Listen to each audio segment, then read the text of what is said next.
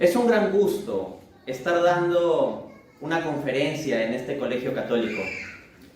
La verdad que es muy grato tener la oportunidad de sembrar en las mentes de los más jóvenes, porque son ustedes los que van a construir el mundo de mañana, y un mañana que está cerca, porque los años pasan rápido y eventualmente van a influir sobre el mundo.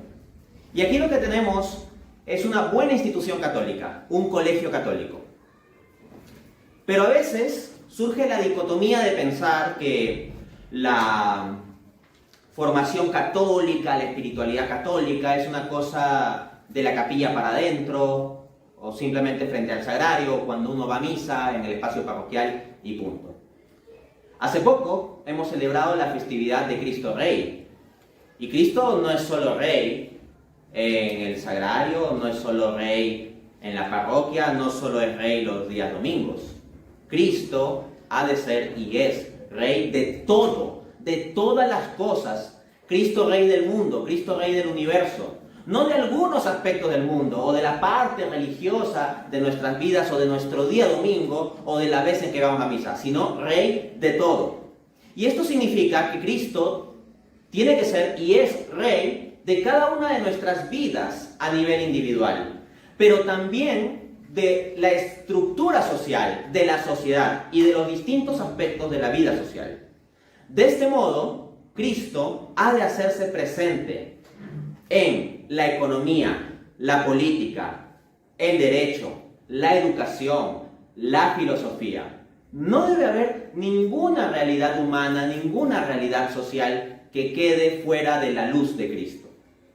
Dicho eso, entonces, lo que quiero compartirles el día de hoy es la doctrina católica sobre la justicia social. Cómo el reinado justo de Cristo ha de entenderse en el contexto de la economía.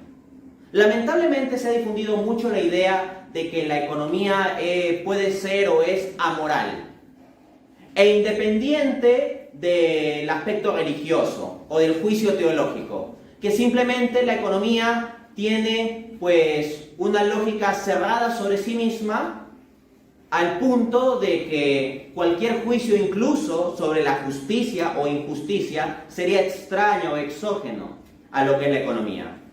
Al parecer, de acuerdo con un cierto tipo de pensamiento utilitarista, reduccionista, la economía sería simplemente asunto de eficiencia, de dinero, de ganar más, de evitar riesgos o pérdidas y obtener ganancias, y punto. Y el aspecto central de justicia es dejado de lado. Pero aquí quiero que esta luz de la justicia ilumine la economía. Y como la economía la construimos nosotros, requerimos que ilumine nuestras mentes, a fin de que cuando actuemos en nuestras transacciones económicas, hagamos brillar esa luz. Bien, sin más preámbulos, entonces vamos de lleno al tema, la doctrina católica de la justicia social. Como es costumbre en mi marco de pensamiento, de discusión de este tipo de cuestiones, yo suelo pensar en controversia, en debate contra otros pensadores, ¿no? Así, por ejemplo, quiero citarles a Friedrich von Hayek, un economista que dice lo siguiente en su libro Law, Legislation and Liberty, Derechos, Legislación y Libertad, editorial Routledge, London, 1998, volumen 2, página 66. Dice Hayek, sí: especialmente la Iglesia Católica Romana ha hecho la búsqueda de la justicia social parte de su doctrina oficial. La justicia social es simplemente una superstición cuasi religiosa. Fin de cita. Entonces vemos que directamente este economista está identificando a la justicia social como parte oficial de la doctrina católica y luego pasa a despreciar la noción de justicia social como una cuestión de superstición cuasi religiosa. Pues bien, resulta que este economista es uno de los más influyentes hoy en día, en particular en movimientos políticos y económicos de derecha. Y me parece relevante aclarar esto porque muchas veces buenos católicos, oponiéndose correctamente a movimientos políticos o económicos de izquierda, que tienen ideologías marxistas y socialistas raras, que son contrarias a la verdad del Evangelio, terminan a veces aceptando determinados extremos de líneas políticas o económicas así llamadas de derecha, que no son conformes realmente a la fe católica. Entre esto tenemos a este pensador Friedrich von Hayek despreciando la justicia social. Y algunas veces uno puede escuchar a políticos o ideólogos o economistas de derechas despreciando la noción de justicia social. En el caso particular de Hayek, él es uno de los pensadores más influyentes, si no el que más, de la Escuela Austríaca de Economía, que es una escuela que es de gran importancia para el pensamiento liberal o libertario. Y en los últimos años, el liberalismo o libertarianismo o las diversas formas que tienen, ha ganado presencia en nuestros países de América Latina. Entonces creo que es importante hacer frente a este tipo de distorsiones que desprecian la noción de la justicia social. Por tanto, es necesario defender la doctrina de la justicia social versus liberales que pretenden descartarla o despreciarla. Y también hay que defender la correcta concepción católica sobre la justicia social de extremos marxistas o socialistas que buscan apoderarse del término justicia social y que hablando falsamente de justicia social pretenden ganar influencia o atraer votos o convencer a cierta gente, etc. Entonces, debemos tener presente que nuestra regla de fe como católicos es lo que define el magisterio, no nuestras preferencias políticas, sean de izquierda o de derechas, sino la voz del magisterio.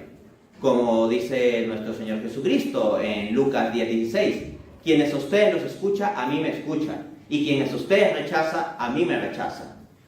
Cristo, a través de aquellos que Él envía, está vinculando la autoridad misma de su voz.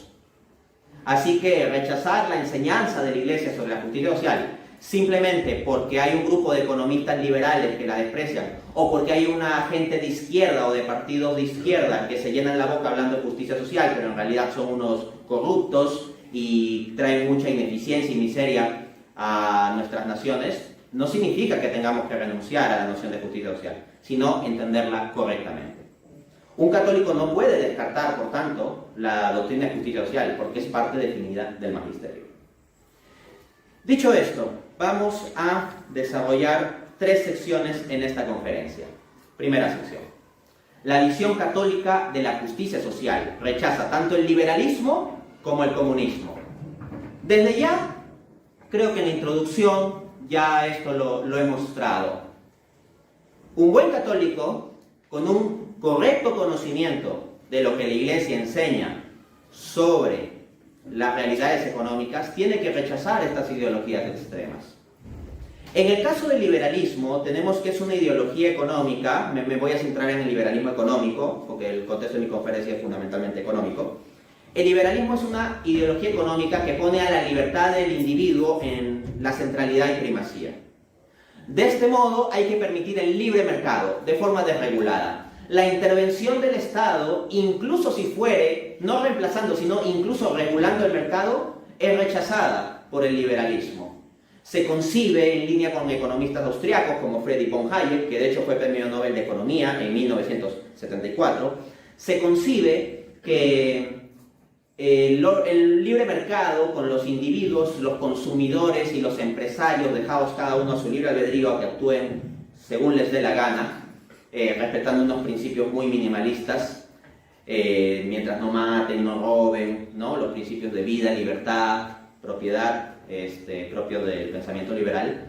Mientras se respete ese esquema minimalista, pueden hacer lo que les dé la gana, un libre mercado de lo que les dé la gana. Y como digo, las regulaciones o intervenciones del Estado serían opuestas a ese esquema supuestamente perfecto de libre mercado. Por otra parte, tienes la ideología del comunismo marxista, que sostiene que no debe haber propiedad privada, que todos los bienes deben ser compartidos en común Y para llegar a una sociedad comunista en la cual todos los bienes sean compartidos en común por los miembros de la sociedad, habrá que pasar previamente por, primero, destruir el capitalismo y hacerlo de forma violenta.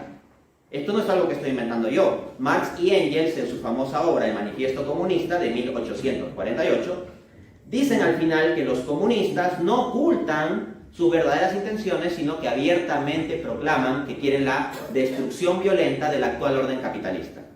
Entonces, bajo esquemas comunistas, la idea es que hay que destruir el capitalismo por medio de la toma violenta de los medios de producción, o sea, quitarle a los empresarios la propiedad del capital, y pasarla ¿a quién? A manos del Estado. Lo que sostiene Marx es que el Estado debe ser gobernado por la dictadura del proletariado, es decir, que los obreros deben organizarse políticamente y establecer un sistema no democrático, sino en que ellos se apropien del Estado y se apropien de los medios de producción y administren eso para toda la sociedad. Eso es en el fondo lo que propone el comunismo. Se va a tirar abajo el capitalismo por la violencia, se va a concentrar todo en el Estado, en la llamada fase socialista, y luego los marxistas ingenuamente confían en que se llegará a un orden en donde ya no se necesite de ese Estado totalitario, sino que eventualmente ese Estado se diluirá y los individuos libremente compartirán todo en común, y de la fase socialista se habrá pasado a la comunista. Eso es, dicho de forma muy resumida, el liberalismo y el comunismo, ambas ideologías anticristianas. Y en particular, teniendo como regla de fe el magisterio de la Iglesia, les leo lo que dice el Catecismo en el numeral 2425. Cito: la Iglesia ha rechazado las ideologías totalitarias y ateas asociadas en los tiempos modernos al comunismo o socialismo. Entonces, freno la cita ahí. Lo tienen claro. Un católico no puede ser comunista. ¿Ok? En tanto encontramos estos elementos ateos y totalitarios, donde el Estado pretende apropiarse de toda la propiedad de los medios de producción, donde no hay propiedad privada, es el Estado el que gestiona de modo totalitario las cosas, un católico no puede admitir eso. Sigo citando el Catecismo. Por otra parte, ha rechazado, se refiere a la Iglesia ha rechazado en la práctica del capitalismo el individualismo y la primacía absoluta de la ley de mercado sobre el trabajo humano. Freno la cita ahí. Entonces, tú puedes encontrar a veces en grupos políticos de derecha gente que se proclama católica y te va a hablar mucho en contra del comunismo, y está bien, pero es como que estuviesen ciegos porque solo ven con un ojo y se olvidan de todos los textos magisteriales que hablan en contra del otro lado de la moneda. Sigo citando. La regulación de la economía por la sola planificación centralizada pervierte en su base los vínculos sociales. Cuando el Catecismo dice eso, está condenando el comunismo, o propiamente la fase socialista, porque ¿qué pretende un socialismo marxista? Así como se pretendía en la Unión Soviética, que el Estado, de forma centralizada, concentre toda la gestión de la economía. No los consumidores y empresarios libres, sino únicamente el Estado se encarga de todo. Esa visión centralizada, totalitaria, es rechazada por el Catecismo. Pero dice también el Catecismo, sigo citando, su regulación únicamente por la ley de mercado quebranta la justicia social, porque existen numerosas necesidades humanas que no pueden ser satisfechas por el mercado. En esto segundo está condenando visiones de liberalismo, de libre mercado, en que basta el libre mercado, deja a los consumidores libres, deja a los empresarios libres, que cada uno tenga un respeto irrestricto por el proyecto de vida del prójimo, que cada uno haga lo que le da la gana en el libre mercado y punto. De hecho, el economista que les cité al comienzo es el premio Nobel de Economía, el economista austriaco Friedrich von Hayek, sostiene precisamente una teoría de orden espontáneo en donde dejas a los empresarios y consumidores, a los agentes libremente interactuar, sin ninguna intervención del Estado, sin ninguna regulación, y ya está. Y si tú quieres regular en nombre de la justicia social, eso estaría mal, según Hayek. En cambio, el Catecismo te dice lo inverso, que si dejamos un mero libre mercado que termine dejando de lado la justicia social, eso es lo que está mal. No debería ser difícil para un católico elegir si va a prestar oídos al Catecismo o al economista liberal Friedrich von Hayek, ¿no? Y no se trata de una cuestión de saber o no saber economía. Al comienzo de esta conferencia les han leído como un resumen de mi currículum y vamos, es difícil decir que no sé de economía. Y procuro estar en línea con la fe católica y en contra de gente como Hayek. Entonces hay gente que puede saber de economía y estar en contra. Yo he participado en reunión de premios Nobel de Economía en Lindau, Alemania. Tengo un grado de doctor en economía. He publicado en diversas revistas académicas en muchos países. Entonces ese discursito que algunos te dicen de que los que se oponen al liberalismo o al libre mercado es porque no entienden de economía, es un absurdo. Es un absurdo simplemente. Y vamos, o sea, no es un caso individual. Hay muchos economistas, autores, etcétera, que se oponen a la visión liberal y ciertamente saben de economía. Dice el catecismo, para cerrar la cita: es preciso promover una regulación razonable del mercado y de las iniciativas económicas, según una justa jerarquía de valores con vista al bien común. Eso es lo que yo he venido diciendo todo el tiempo. Cuando yo he criticado el liberalismo en mi actividad pública, no falta la falacia de hombre de paja o de todo o nada, de pretender pintarme a mí como que yo fuera un marxista que quiero nacionalizar toda la economía y que no haya ninguna libertad económica, y me acusan de esos absurdos.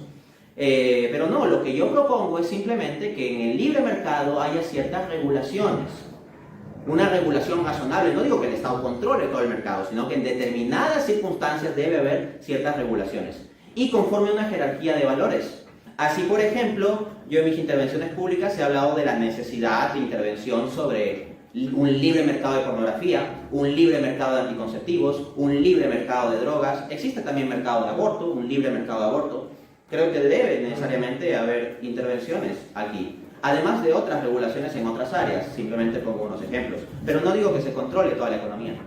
En suma, lo que digo no es más que expresión de lo que plantea el catecismo. Vamos a la sección 2 de esa conferencia. Las precisiones del catecismo.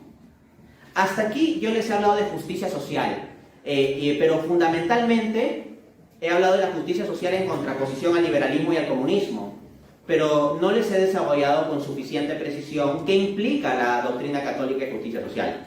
Hasta ahora lo que les he mostrado es lo que no implica.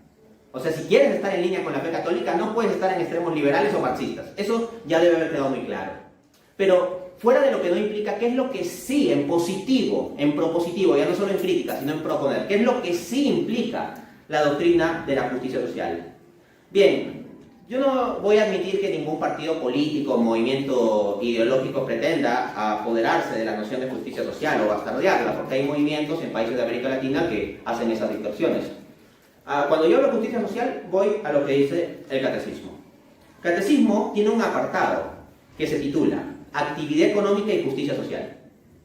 Entonces, desde ya empezar con eso, o sea, hay un subtítulo en el catecismo que explícitamente dice justicia social y va del numeral 2426 al 2436.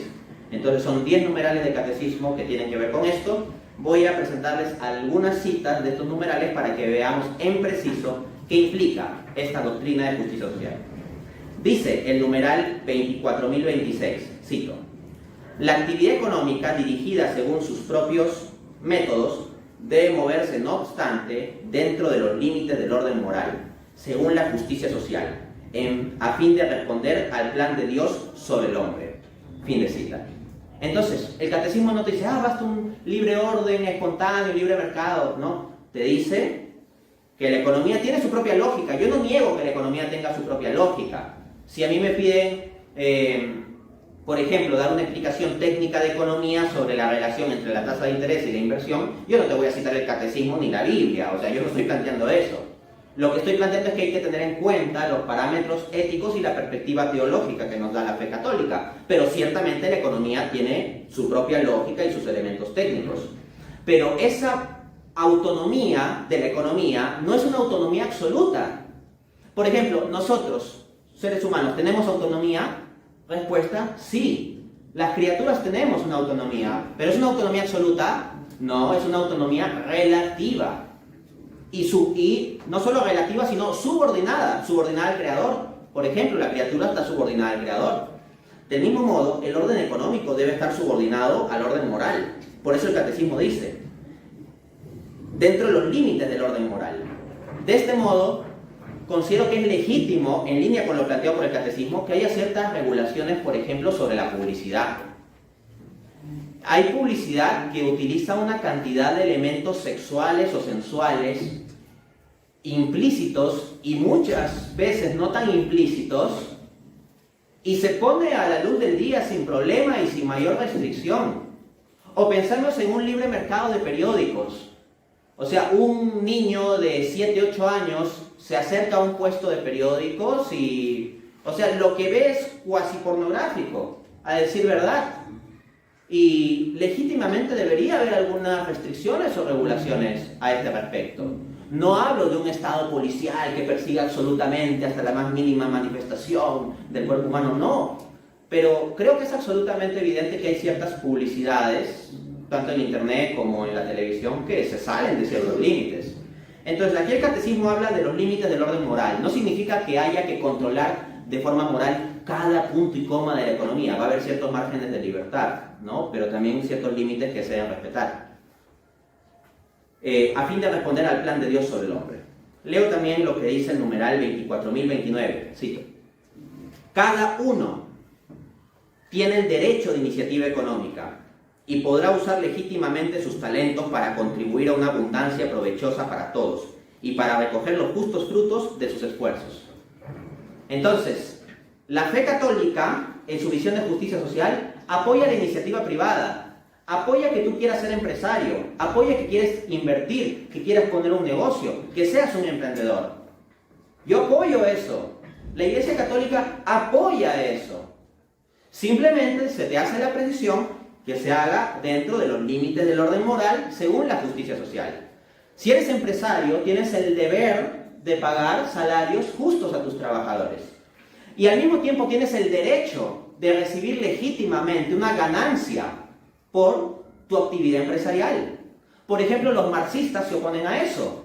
Marx sostenía que toda la ganancia empresarial, que él llamaba plusvalía, lo pueden ver en su obra El Capital, tomo 1 de 1867, que toda la ganancia capitalista no es más que producto de que está explotando al obrero y por lo tanto sería ilegítima. En cambio, el catecismo no meramente reconoce, afirma que hay un derecho de parte de las personas que hacen iniciativa económica privada de obtener una ganancia. Entonces eso, si tú vas a ser empresario algún día, sé un buen empresario, sé excelente.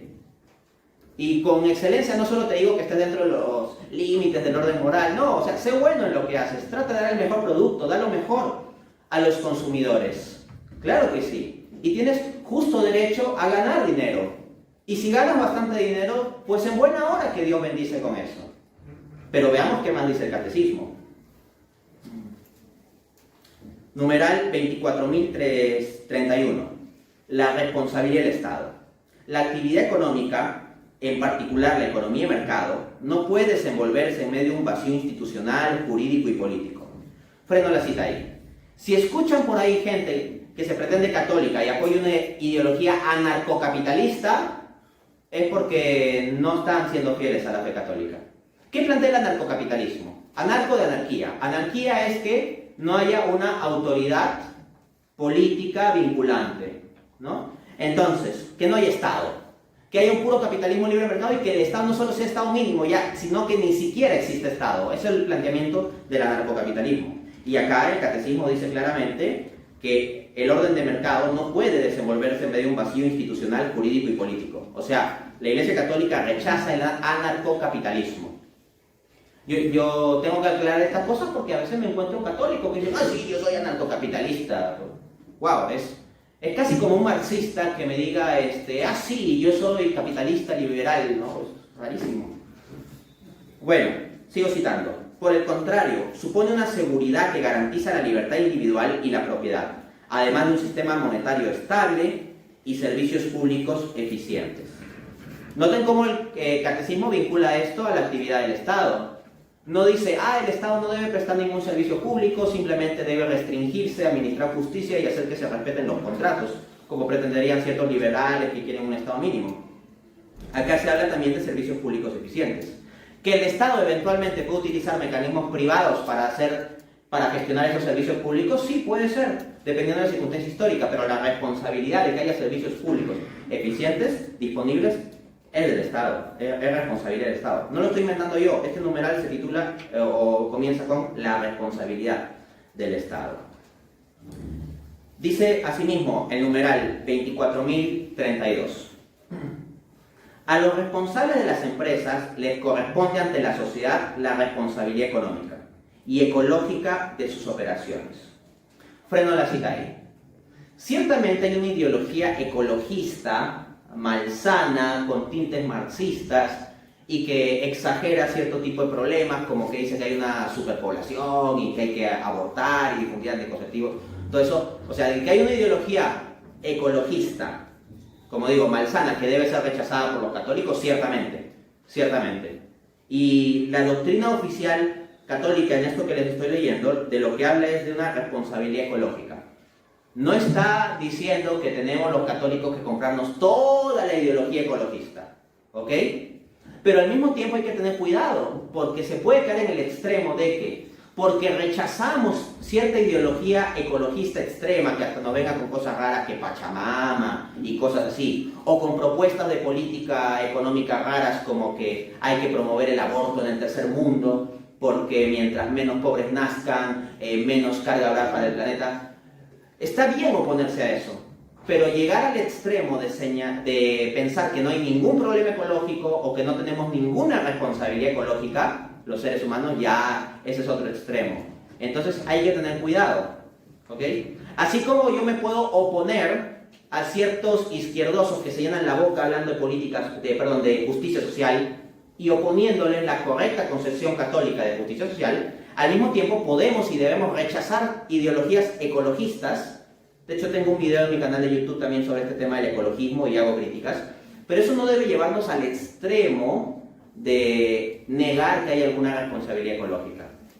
Entonces, si tú tienes una empresa en el futuro, dentro de la responsabilidad de tu empresa no solo está el cuidado de tus trabajadores o las personas a tu cargo, sino también de tus consumidores. ¿Qué tipo de producto vas a ofrecer? ¿Es bueno para la gente o hace daño? Y también un cuidado de la casa común, del medio ambiente. Un católico debe tener una legítima responsabilidad ecológica. No desde la ideología, pero sí desde la voz del magisterio. Sigo citando el mismo numeral. Están obligados a considerar el bien de las personas y no solamente el aumento de las ganancias. Les había citado al comienzo de la conferencia un economista austríaco muy influyente, Friedrich von Hayek. Hay otro economista, fue el maestro de Hayek, que se llama Ludwig von Mises. Incluso hay católicos que se llaman libertarios o derechas que adoran a von Mises, ¿no? A veces creo que se le rinde más culto que a Jesús en la práctica, lamentablemente. Que por cierto, a von Mises hasta ha hablado en contra de Jesús. Si quieren ver referencias al respecto, en mi canal de YouTube, si quieren ampliar sobre este tema, hay una lista de reproducción. Mi canal de YouTube lo pongo a servicio de ustedes, Dante A. Urbina se llama. Van a encontrar mucho material, muchas conferencias, debates y todo eso. Pero hay una lista de reproducción que se llama Economía y Fe Cristiana, ¿no? Canal de YouTube, Dante A. Urbina, Economía y Fe Cristiana. Y hay mucha ampliación de esto, incluido las citas de von Mises hablando en contra del mismo Jesús. Bueno, ¿a qué voy? ¿Por qué hago referencia a von Mises luego de haber leído este numeral del catecismo? Porque Ludwig von Mises define la función empresarial o la actividad empresarial diciendo que el motor del capitalismo es el obsesivo afán del empresario por generar ganancia. ¿Ok? Al menos así está en su obra La acción humana, tal como ha sido vertida por la editorial Unión Editorial, que es una editorial que publica muchos libros de pensamiento liberal, ¿no?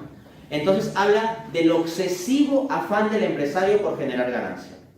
Pues bien, yo tuve, me parece, en 2020 o 2021, hace un tiempo, un debate contra tal vez el más relevante de los intelectuales católicos que plantean que supuestamente una compatibilidad entre liberalismo y fe católica, que es el señor Gabriel Zanotti, doctor en filosofía. Tuve un debate contra él, lo pueden ver en YouTube. Y dentro de ese debate yo traigo esa cita de von Mises de que el motor del capitalismo es el obsesivo afán del empresario por generar ganancia. Y von Mises no lo dice criticando el capitalismo ni al empresario, más bien lo dice eso en un sentido positivo, de que es ese obsesivo afán, ese afán de ganancia, lo que lleva al progreso. Y una de las cosas que yo planteaba en mi discurso de apertura del debate es, por ejemplo, el tema del neuromarketing. Es decir, gracias a los avances de la neurociencia se puede conocer cada vez más nuestro cerebro y se están utilizando esos conocimientos sobre el cerebro humano para direccionar la publicidad a fin de vendernos cosas. En otras palabras, se está manipulando nuestra subjetividad por medio del conocimiento de las neurociencias para expandir las ventas. Ahora bien, si se da rienda suelta a la función empresarial, en palabras de Mises, en términos de este afán del empresario de obtener ganancia y punto, lo que vamos a encontrar es que se puede manipular hoy en día con ciertas herramientas tecnológicas los gustos y preferencias de la gente. Puedes entrar incluso a su subconsciente. Ludwig von Mises hablaba de un consumidor soberano, que es el que libremente elige y el empresario simplemente puede servirlo en los gustos de este consumidor soberano. Pero lo que nosotros tenemos hoy en día es que ya hay herramientas para manipular la subjetividad. Y es más, en la época de Mises, de 1949, en que publica estas palabras, ya había este tipo de problema, como rápidamente señaló uno de mis economistas favoritos, John Kenneth Galbraith, en su libro La sociedad opulenta, de 1958, y reiteró con mucho más detalle en su libro El nuevo estado industrial, de 1967. En contraste a esa visión de von Mises, dice el catecismo, vuelvo a citar, están obligados, se refiere a los empresarios, obligados, no dice si libremente aceptan, no, dice están obligados a considerar el bien de las personas y no solamente el aumento de las ganancias. Pero, si se puede manipular tu subjetividad para expandir las ventas, entonces ya no importa considerar tu bien, porque uno puede hacer que tú quieras lo que uno vende y ya está, aunque sea dañino para ti. De hecho, los vicios venden más que la virtud. Y si partimos de la premisa de que el vicio vende más que la virtud, y si de acuerdo al economista austriaco Ludwig von Mises hay que, pues, por la función empresarial hacer crecer las ganancias lo más posible, y esa es la forma de actuar del empresario, entonces en el sistema empresarial de libre mercado, si no hay regulaciones, si no hay restricciones, habrá mucha proliferación del vicio. Es lógica simple, si quieres vender más y el vicio vende más, habrá que vender más con el vicio. Por ejemplo, decía, alguno o varios de ustedes pues puede ser un buen joven cristiano interesado en las escrituras. Ya, ¿cuántas Biblias tienes? Pues un buen cristiano tendrá una Biblia, probablemente una, dos, a menos que sea un coleccionista, ¿no? Yo me dedico mucho a los temas de análisis bíblico, apologética, teología y todo eso, y en físico yo tengo una sola Biblia, nada más, una Biblia en mi casa, nada más. Entonces, digamos, la virtud del respeto por ejemplo, la palabra de Dios en su forma escrita en la Biblia, nos lleva a tener una Biblia. Ahora bien, el que es adicto a la marihuana, ¿basta un toque de marihuana y ya está? El que es adicto a la pornografía, el que es adicto a la comida chatarra, una y otra vez, el que es adicto a gastar tiempo viendo videos insulsos, por ejemplo en TikTok, con todo el algoritmo económico que funciona ahí, con publicidad y cosas, lo mismo que YouTube. Porque hay una adicción también a estar viendo videitos en el celular y hay todo un sistema de ganancias con la publicidad, esa adicción. Entonces vemos que los vicios venden mucho más, generan una dinámica en donde el consumo se expande mucho. En consecuencia, la misma lógica del sistema lo llevará a estimular los vicios, y eso es algo que yo he desarrollado con detalle en mi libro La economía irracional de 2021. Otra cita, última de este grupo del catecismo, para ir a la última sección de la conferencia. Numeral 24.034. Dice, el trabajador debe ser remunerado de tal modo que se den al hombre posibilidades de que él y los suyos vivan dignamente su vida material, social, cultural y espiritual, teniendo en cuenta la tarea y la productividad de cada uno, así como las condiciones de empresa y el bien común. El acuerdo de las partes no basta para justificar moralmente la cuantía del salario. Fin de cita. Esto último es importante. Por ejemplo, en la mayoría de nuestros países tenemos la institución del salario mínimo. O sea que por ley se dice que hay un salario que mínimamente debe pagarse, ¿no? De los empresarios hacia los trabajadores en un trabajo a tiempo completo en condiciones estándar, el salario mínimo. La Iglesia Católica defiende que haya en las sociedades un mecanismo que asegure al menos un salario mínimo que cumpla con las condiciones de que pues, un obrero pueda vivir dignamente con los suyos a nivel material, pero no solo material, también social. O sea, por ejemplo, tiene que tener tiempo de visitar a su familia. No puede trabajar de domingo a domingo. cultural, por ejemplo, que tenga tiempo para leer, para formar su espíritu. Pero si es un trabajo embrutecedor donde llega con el cuerpo absolutamente destrozado y lo único que tiene que hacer es comer y dormir para recuperar fuerzas y trabajar como un animal al día siguiente, no puedes tenerlo trabajando como un animal, es un ser humano, ¿no?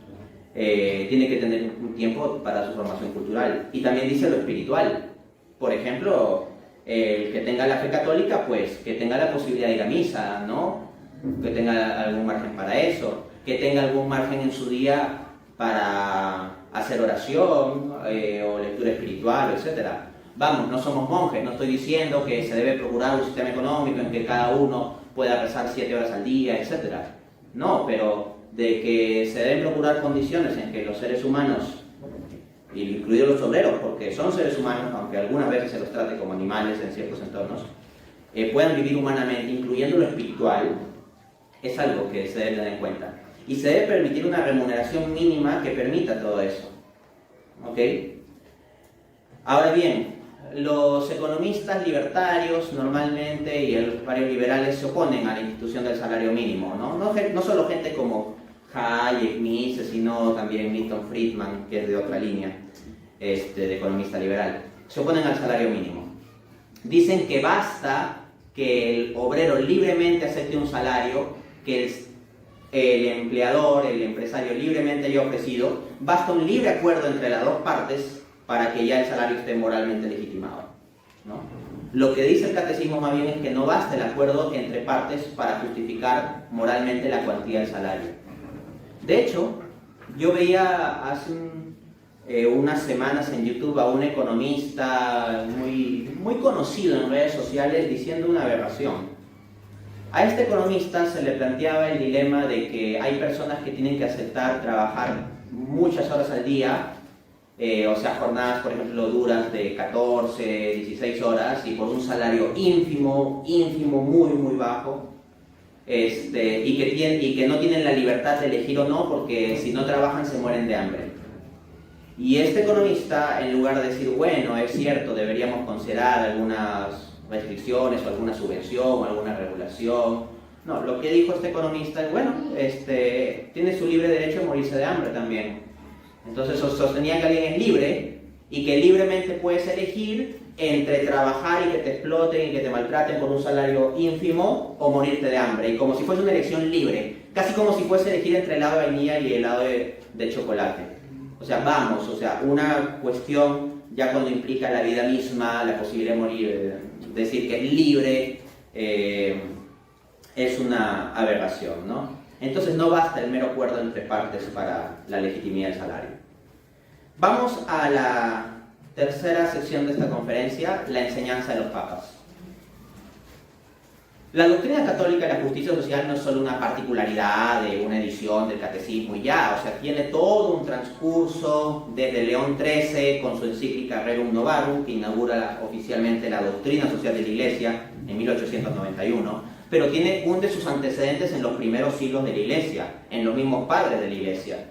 De hecho, en un futuro creo que un tema que me gustaría desarrollar sería el pensamiento económico, la ética económica en los padres de la Iglesia. Estamos hablando de los escritores cristianos del siglo I, II, III, IV, contamos con varios escritos de ellos y dicen cosas muy interesantes. Bueno, pero le voy a citar solo 2 textos papales que hablan explícitamente de justicia social. Dice San Juan Pablo II en su encíclica Labores Exercens, 1981, numeral 2, cito: si se considera la evolución de la cuestión de la justicia social, ha de notarse que, mientras en el periodo comprendido entre la Rerum Novarum y Quadragésimo Anno de Pío XI, las enseñanzas de la Iglesia se concentran sobre todo en torno a la justa solución de la llamada cuestión obrera, en el ámbito de cada nación, y en la etapa posterior amplían el horizonte a dimensiones mundiales. Freno la cita ahí. La noción de la defensa de la justicia social no es simplemente un asunto de transacciones individuales del empresario y el obrero, sino que llega a todo rango. En todo rango debemos actuar con justicia en la economía. Por ejemplo, no solo en las relaciones internacionales entre naciones, que es el nivel más grande. Y aquí hablamos mucho de empresarios, ¿no? Entonces decimos, sí, esos empresarios malvados, esas naciones injustas, esos abusos, esos políticos corruptos, hablamos como siempre afuera, ¿no? La injusticia. Pero la cuestión de la justicia social se plantea desde el nivel más grande, como dice San Juan Pablo II, a nivel internacional, de las relaciones entre naciones, pero también a nivel más pequeño. Por ejemplo, si tú tienes una zapatilla Nike, por ejemplo, yo te pregunto, ¿has regateado una original? ¿No? De los que se compran su zapatilla original y presumen, ¿no? Ya. ¿Has regateado o tus padres han regateado por el precio de esa zapatilla? Muy probablemente no, seguramente no, incluso ni siquiera hay margen para eso, ¿no? Ahora, cuando vamos a la señora de las verduras en el mercado, le regateamos y le regateamos y le regateamos y pedimos que nos baje el precio. O a un taxista. Al taxista, nada menos maestro, no, yo le doy tanto nomás, si no, no voy, y le regateamos y le regateamos y le regateamos. Tal vez alguno de ustedes venga de un hogar con pues, cierto nivel económico y tengan alguna empleada del hogar, por ejemplo. Ahora, ¿se le paga beneficios sociales? ¿El salario que se le paga a ella es un salario razonable, justo? ¿Cumple con las condiciones que esperaría el catecismo al respecto? Entonces, muchas veces hablamos, ¿no? Sí, los empresarios, los políticos, las naciones, los partidos políticos, etcétera, y no pensamos que la justicia social también se manifiesta en el pago a un taxista, en el pago a una señora de las verduras, en elegir comprar una empresa y no a otra, en apoyar un negocio y no a otro. Todo ese tipo de cosas son parte de vida económica que requieren la justicia. Sigo leyendo a este gran Papa Juan Pablo II. La distribución desproporcionada de riqueza y miseria, la existencia de países y continentes desarrollados y no desarrollados, exigen una justa distribución y la búsqueda de vías para un justo desarrollo de todos. En esta dirección se mueven las enseñanzas contenidas en las encíclicas Mater et Magistra de Juan XXIII, en la Constitución Pastoral Gaudium et Spes del Concilio Vaticano II y en la encíclica Populorum Progressio de Pablo VI. Entonces, hay una preocupación por inequidades extremas, donde hay como continentes que son ricos en general, por ejemplo Europa, y continentes que son subdesarrollados y pobres, como en África. Y hay gente que muere de hambre. Y esto se dice fácil, pero ¿saben qué? Algo que estableció el economista indio Amartya Sen, Premio Nobel de Economía de 1998, es que el problema de hambre en el mundo no es un problema de producción, sino de distribución. ¿Qué significa eso? Dicho en sencillo es que en el mundo hay suficiente alimento para que todos coman. Técnicamente producimos suficiente comida para que todos coman. Es más, en mi libro, La economía irracional, ahorita no me sé las estadísticas de memoria, pero en el prefacio mismo presento estadísticas de desperdicio de comida en el mundo, de comida que se bota. Entonces, que tengamos un mundo en el cual se bota comida al mismo tiempo que hay gente que muere de hambre, es una aberración absoluta. Vemos, por ejemplo, que a los países de África se quiere llevar la muerte. Se quiere llevar, por ejemplo, anticonceptivos para que no nazcan más niños en África, ¿no? O el aborto para matar a los que han nacido y que no sean carga para el medio ambiente. Entonces se quiere llevar la muerte a África. Pero habiendo alimento suficiente en el mundo, ¿por qué no hay un tratado internacional fuerte de un pacto de supervivencia, por ejemplo, que busque un mecanismo público, privado o conjunto para que nadie muera de hambre en el mundo, habiendo suficiente alimento? Y si parece una locura esto que planteo, bueno, también lo plantea el economista peruano Osvaldo Rivero, él es un diplomático peruano, Osvaldo Rivero, en su libro El mito del desarrollo, habla de pacto de supervivencia, de un pacto mundial para que la gente no muera de hambre. Última cita del Papa Pablo VI, Populorum Progressio, 1967, numeral 61. En el comercio entre economías desarrolladas y subdesarrolladas, las situaciones son demasiado dispares y las libertades reales demasiado desiguales.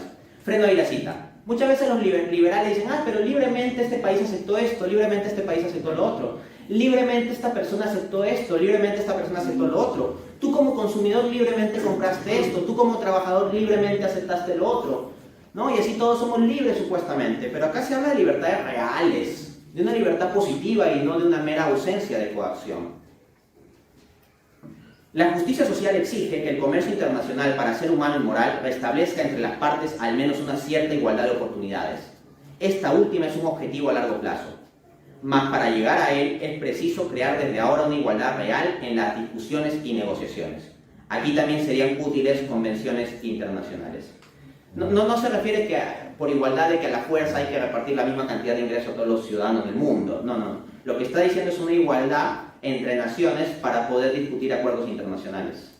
Porque en la práctica lo que termina sucediendo es que hay unas naciones que tienen un peso gigante y que son las que terminan decidiendo todo, y los demás países, pues chicheñor nomás, solo pueden decir sí y punto, y someterse a ese orden internacional según los intereses de determinadas potencias hegemónicas. Entonces, ese es el mensaje que quiero dejarles: la necesidad de una justicia social, desde que hablamos del precio de las verduras con la señora del mercado hasta las relaciones internacionales entre naciones. Muchas gracias.